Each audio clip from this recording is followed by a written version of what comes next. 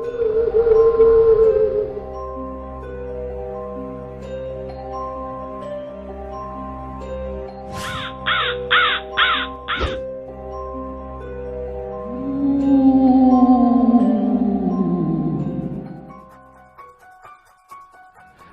lagi dengan saya IQ di acara Carita Jurik. Kali ini saya akan membawakan cerita dengan judul Angkot Jatinangor. Bagi kalian yang mendengarkan sendirian, jangan pernah mendengarkan cerita jurik ini sendirian. Namaku Rizky, mahasiswa 2005 di salah satu kampus di Jatinangor, Jawa Barat.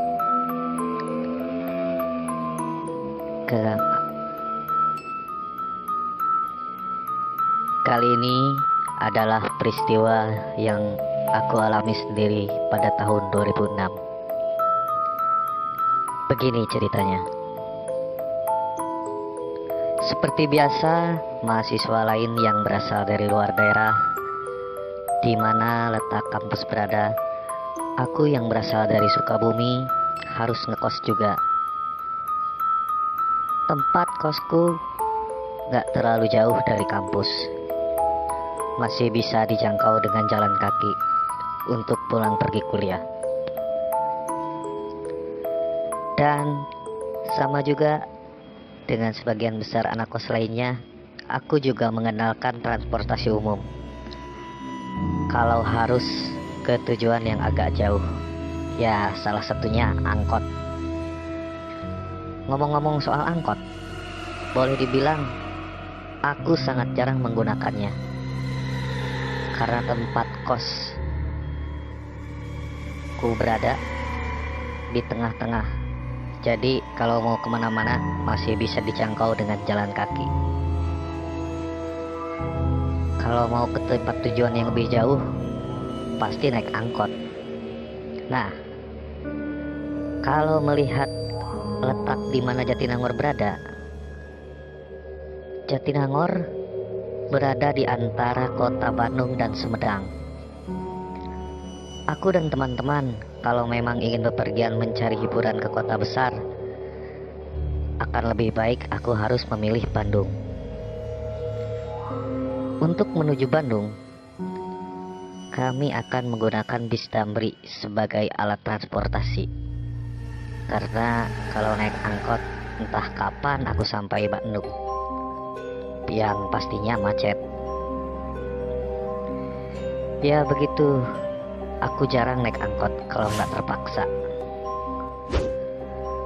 15 tahun yang lalu, Jatinangor memang terbilang masih sepi.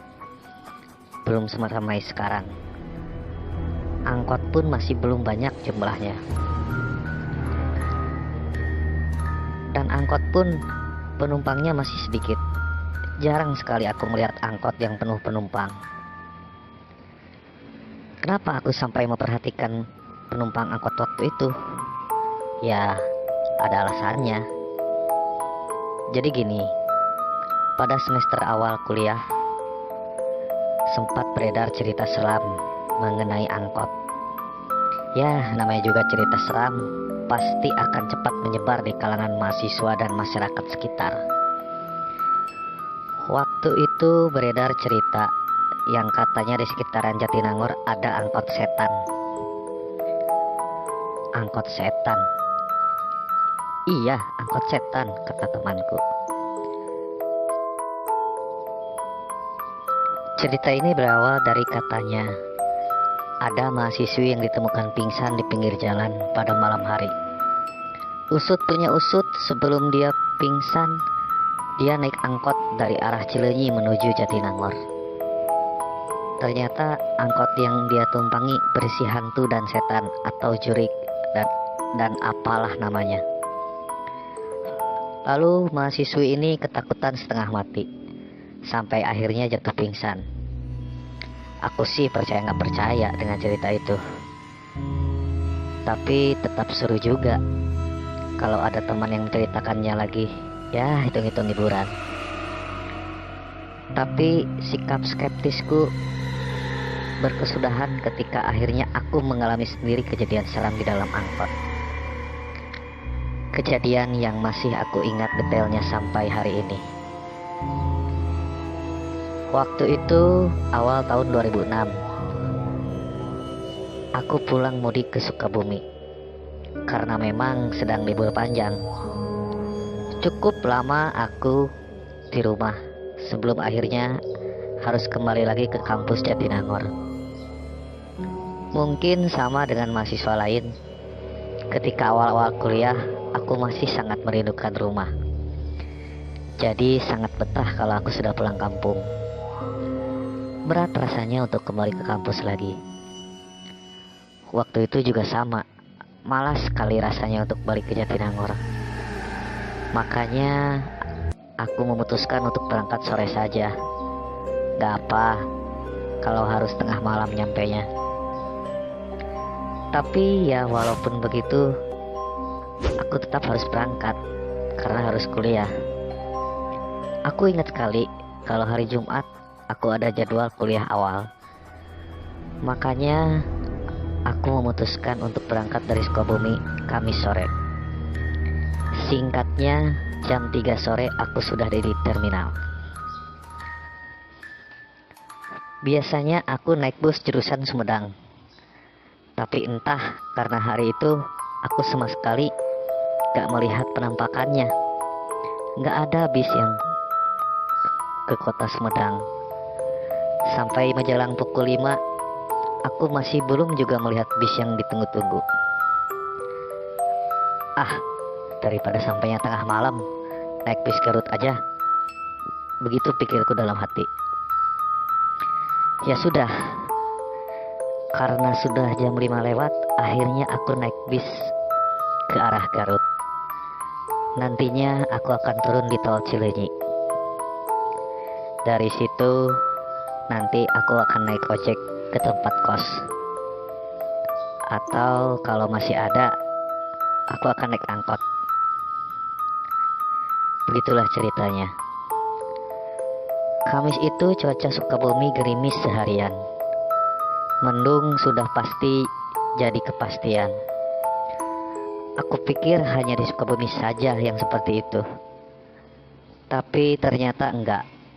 Sepanjang jalan hujan tak berkesudahan dengan intensitas ringan sedang. Bis Garut yang aku tumpangi ini enggak terlalu penuh. Mungkin karena saat itu bukan akhir pekan. Perjalanan akan memakan waktu 4-5 jam. Perkiraanku paling lambat jam 11 sudah sampai. Tapi ternyata meleset. Jam setengah 11 aku masih di Ciranjang. Jangankan Jatinangor, Bandung pun masih jauh. Itu terjadi karena sebelumnya ada kecelakaan yang menyebabkan kemacetan panjang. Untunglah selepas perjalanan perlahan mulai lancar, walau masih agak tersendat. Sementara itu di luar masih hujan, gerimis terus saja turun. Gelapnya malam menjadikan aku gak bisa menikmati pemandangan. Jadinya tidur aja. Apalagi setelah lepas kemacetan aku semakin terlelap. Aku kaget, lalu terbangun mendengar teriakan kondektur kalau bis sebentar lagi akan sampai di ujung tol Cileunyi. Melihat jam tangan, ternyata sudah jam 1 lewat sedikit. Lama amat perjalanan, masa sampai Cileunyi jam 1? Kataku terheran-heran, sambil nyawa belum terkumpul semua. Ya sudah, aku lalu siap-siap untuk turun. Karena bis ini jurusan Garut, jadi kalau aku perhatikan penumpangnya kurang lebih masih sama jumlahnya. Belum banyak yang berkurang. Mungkin nanti di Cileunyi akan banyak yang turun dari bis bersamaku. Selanjutnya roda bis terus berputar, menggelinding menyusuri jalan tol Padalenyi. Kecepatannya berkurang perlahan, karena agak jauh di depan sudah terlihat gerbang tol terakhir. Oh iya, ternyata hujannya rata. Sampai di titik ini pun di luar masih hujan. Cukup lebat malah. Aku sudah berdiri dari duduk, dan benar dugaanku. Ternyata memang banyak penumpang akan turun di tempat yang sama. Gak banyak sih, ada beberapa. Tapi melihat itu, aku agak lega karena gak akan sendirian di tempatku turun nanti. Sekali lagi aku melihat jam tangan, sudah pukul 1:10. Setelah melewati gerbang tol, mungkin sekitar pukul 2 atau 3 menit. Kemudian akhirnya bis berhenti. Waktu itu penghentian bis di ujung tol Cileunyi, hanya di pinggir jalan, di depan warung-warung kecil, bukan di terminal. Dalam keadaan hujan deras, aku akhirnya turun dari bis bersama beberapa penumpang lain. Kami berlarian menuju arah berbeda, menghindari hujan deras supaya nggak basah kuyup. Aku bersama 2 orang penumpang lain kemudian berteduh di warung kecil pinggir jalan yang sudah tutup. Sementara itu, bis yang aku tumpangi melanjutkan lagi perjalanannya menuju Garut. Beberapa menit lamanya kami berdiri berteduh, sampai akhirnya nggak lama kemudian ada 2 motor ojek datang mendekat. Aku yang masih berharap masih ada angkot dan melihat hujan yang semakin deras, gak terlalu bersemangat melihat 2 ojek itu. Lalu membiarkan 2 orang yang bersamaku pergi naik ojek itu dan meninggalkan aku sendiri. Akhirnya aku sendirian karena memilih tetap berdiri berteduh di depan warung gelap dengan masih berharap ada angkot yang lewat. Saat itu mungkin karena hujan deras dan sudah lewat tengah malam, mungkin suasananya sangat sepi. Kendaraan yang lewat melintas hanya sesekali. Begitu terus selama beberapa menit kemudian. Lalu entah hanya perasaan saja atau gimana, aku merasa kalau tiba-tiba suasana semakin sepi dan hening. Mengesampingkan hujan, sama sekali nggak ada pergerakan atau suara lainnya. Berdiri di bawah atap warung, bukannya aku jadi kering tanpa terkena air hujan, tapi tubuh tetap basah karena cipratannya. Menit berikutnya suasana jadi tambah seru ketika angin mulai bertiup kencang, membuat air hujan jadi lebih sering lagi mampir di badanku ini. Aku jadi menyesal kenapa tadi nggak naik ojek saja, malah memilih terus tabah menunggu angkot yang harusnya aku sadar kalau saat itu hampir mustahil akan ada angkot lewat. Entah apa yang ada di pikiranku saat itu. Detik berganti detik, menit berganti menit. Aku belum juga melihat ada kendaraan lewat, sepi, kosong. Tapi ketika mulai meratapi nasib, akhirnya aku melihat dari kejauhan ada kendaraan muncul mendekat. Kelihatan cahaya lampu yang gak terlalu terang karena berjuang mati-matian menembus gelap dan derasnya air hujan. Aku yakin itu mobil kecil kalau melihat dari bentuknya. Tapi aku perhatikan lampu mobil berjalan ke arahku mendekat dan semakin mendekat. Hujan deras membuat aku belum juga melihat seorang punya lampu dengan jelas. Semoga ini angkot. Begitu harapku dalam hati. Ternyata itu angkot. Ketika sudah tinggal beberapa meter saja, aku sudah bisa memastikannya. Lalu angkot ini berhenti persis di hadapanku. "Kampus Unpad, Pak?" tanyaku kepada supirnya. Pak supir mengangguk, lalu aku masuk ke dalam angkot. Walaupun kursi depan kosong, tapi aku memilih duduk di belakang. Entah apa alasanku waktu itu. Setelah di dalam angkot, aku akhirnya tahu angkot ini dalam keadaan kosong. Penumpangnya hanya aku seorang. Karena itulah aku memilih duduk di dekat pintu. Gak apalah terkena air hujan. Toh sudah nyaris basah kuyup sejak dari warung tadi. Sepertinya Pak supir gak berniat menunggu penumpang lain. Setelah aku naik, lalu dia menjalankan mobilnya walau perlahan. Dalam derasnya hujan, kami menembus malam, menyusuri jalan yang masih sepi. Sama sekali gak ada kendaraan.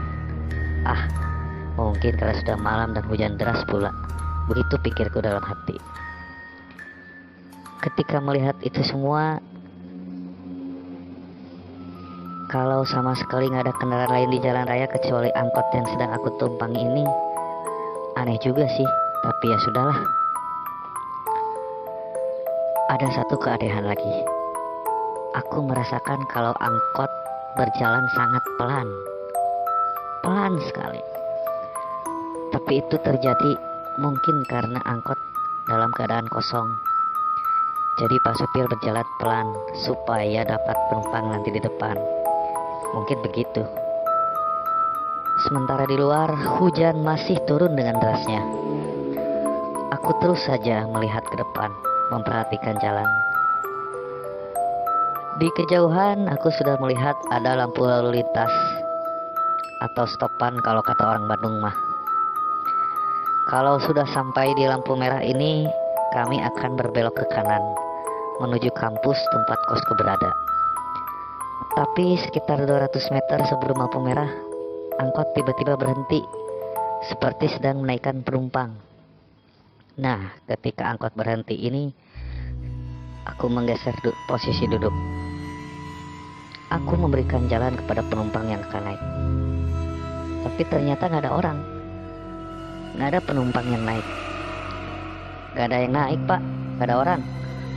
Begitu aku bilang ke Pak supir setelah celingat-celingkup memperhatikan sekitar. Lalu Pak supir menjawab pendek, "Aya," begitu katanya, sambil terus melihat ke depan, gak menoleh ke arahku. Mana penumpangnya sih?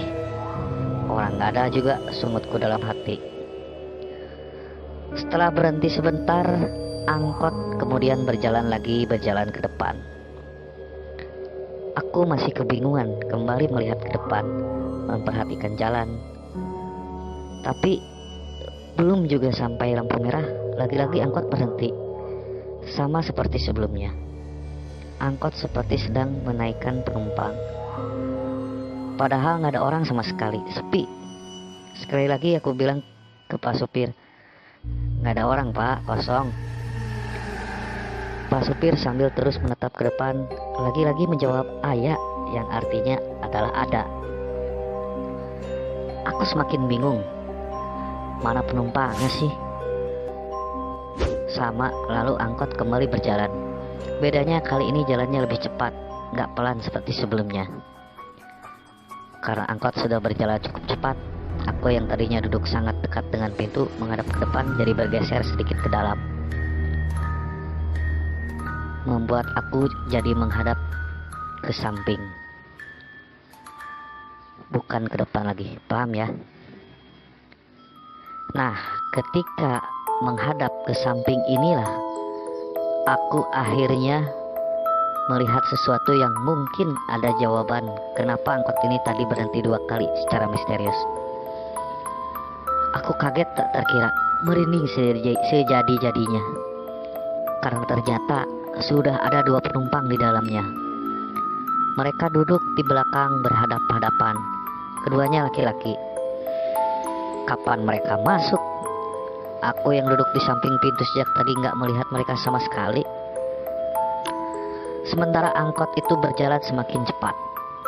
Aku yang mulai semakin ketakutan sudah gak lagi memperhatikan jalan.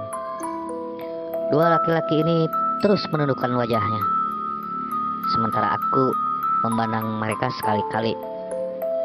"Kiri, Pak, kiri." Begitulah aku bilang ke Pak supir. Akhirnya memberanikan diri untuk minta berhenti karena aku semakin ketakutan. Setelah bilang begitu, kemudian lagi-lagi aku menoleh ke belakang. Betapa kagetnya aku ketika melihat ternyata 2 penumpang seram ini sudah gak duduk di tempatnya semula. Mereka bergeser mendekat. Yang satu duduk di hadapan, yang satu lagi duduk persis di sebelahku. Saat inilah aku dapat wajah mereka dengan jelas. Sangat menyeramkan. Wajah keduanya pucat berlumuran darah, seperti baru saja mati karena kecelakaan. Tercium juga bau amis anyir yang sangat tidak mengenakan. Aku semakin panik. Lalu refleks menggebrak langit-langit angkot dengan keras. "Berhenti, Pak! Berhenti!" Begitu teriakku. Kemudian angkot yang tadinya melaju cepat perlahan mulai mengurangi kecepatannya.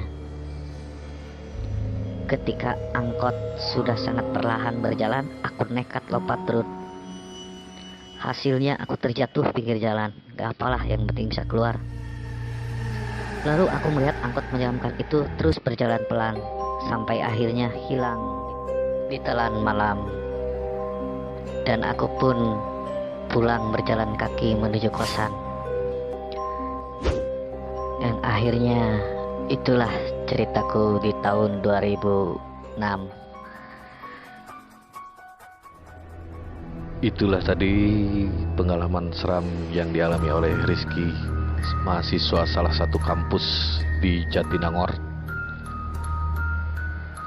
Cerita tentang angkot setan di Jatinangor ini mungkin sudah jadi buah bibir atau bahkan menjadi urban legend di wilayah Jatinangor.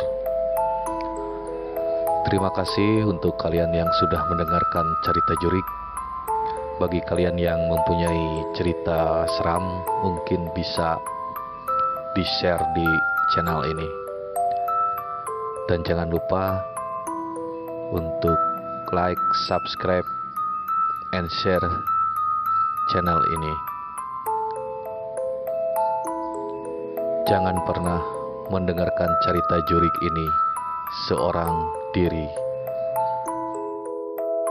Assalamualaikum warahmatullahi wabarakatuh.